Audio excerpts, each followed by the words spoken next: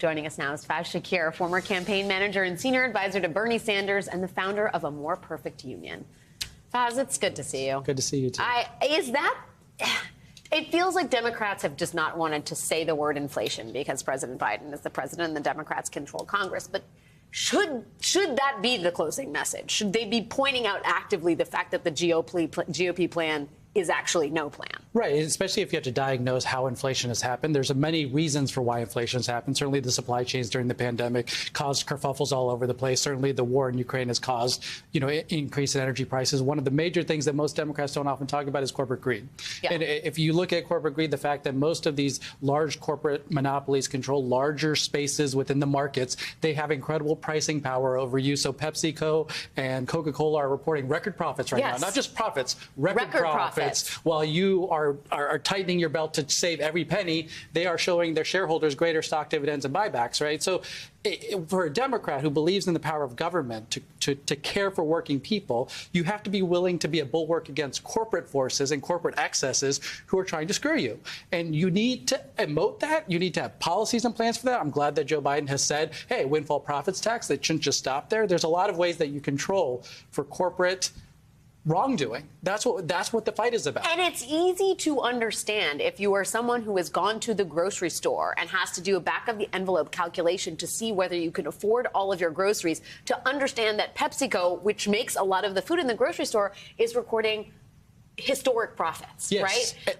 And tie this with labor for a second. Are workers seeing it? Because most Republicans will blame workers. Oh, they had to pay, an extra $2 an hour to the Chipotle worker, while Chipotle is raking in record profits and the CEO is making $50-60 million a year, right? So can you tell a coherent story? You should be able to tell a coherent story that most of that profit is going into the shareholders, into the large investors in Chipotle. They are making out like bandits, and they're blaming it on workers. It is our job as Democrats to stand with the laborers. The laborers are telling you the story. Look, I'm getting screwed. I am barely making ends meet due to inflation.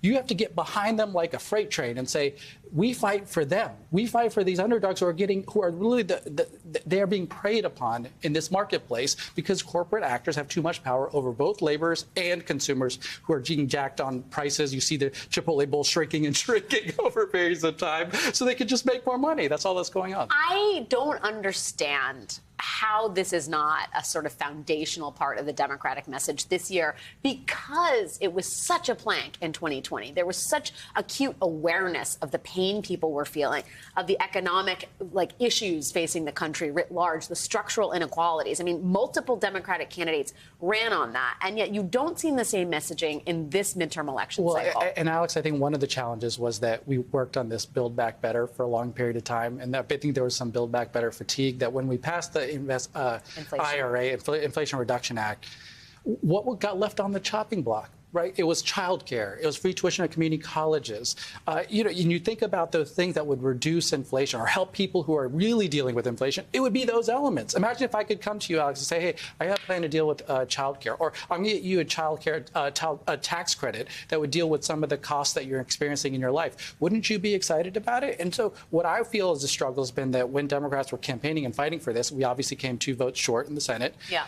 We stopped talking about it after we passed the IRA. Because they thought it became political kryptonite. You can be honest with voters and say, we came up 2 votes short of being able to do those things. And that's why I need Mandela Barnes in the Senate. And that's why I need John Fetterman in the Senate. And we're coming back. We're not forgetting this. We're going to keep fighting for childcare. We're going to keep fighting for free tuition in public colleges and universities. That's why you need to put us back in office to give us a chance to do this. And they haven't done that thus far. They lost the thread, right? And you can't talk about your accomplishments. I want to just say there's a lot of people saying, oh, yeah, just talk about the great things that you did.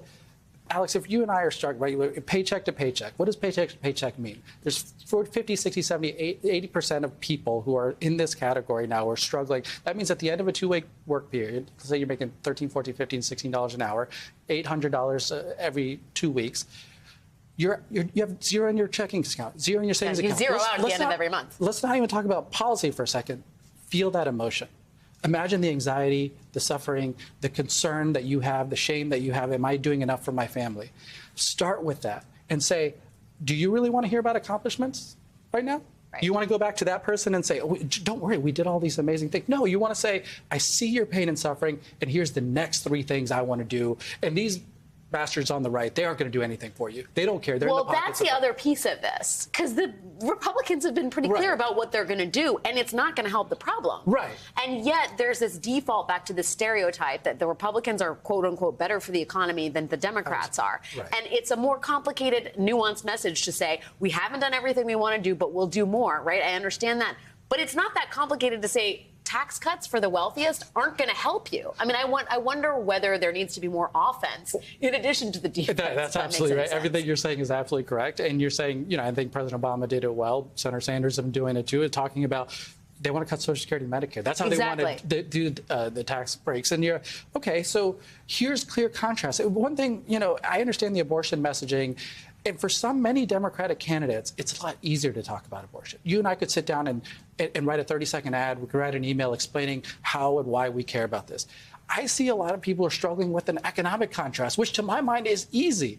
But many Democrats have not been willing to make a forceful economic contrast. And for the better part of a year, voters have been telling us that's the #1 issue on their minds. And by the way, abortion is an economic issue for sure as well. That too, for sure that too. But in addition to abortion being an economic issue, you can talk about what you want to do to address people's increased food costs, increased grocery bills, increased fuel costs.